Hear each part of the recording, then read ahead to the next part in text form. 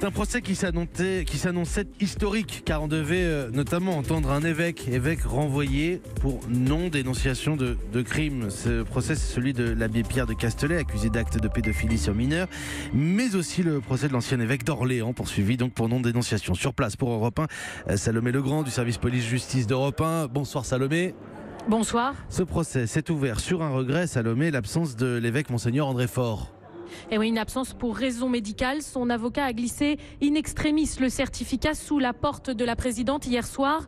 Une absence qui déçoit les 3 victimes et qui a agacé jusqu'au procureur qui l'a qualifié de lâche et a hésité longuement, dit-il, à lui envoyer un médecin légiste pour vérifier, comme pour les mafieux. C'est donc l'abbé Pierre de Castelet qui se retrouve seul à la barre, 69 ans, calvitie prononcée, debout, 1 mètre à peine devant 3 de ses victimes. 25 ans plus tard, il reconnaît les faits, mais peine à les décrire, à prononcer les mots.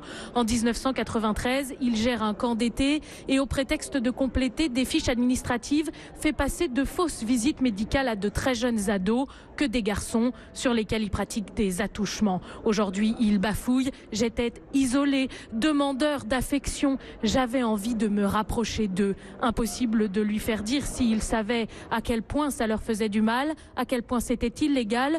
Eux n'ont aucun problème à s'exprimer. Olivier Savignac, par exemple, ça a eu un impact sur toute ma vie. C'est là que mon enfance s'est arrêtée. Merci Salomé Legrand du service police-justice d'Europe 1 qui est sur place à Orléans.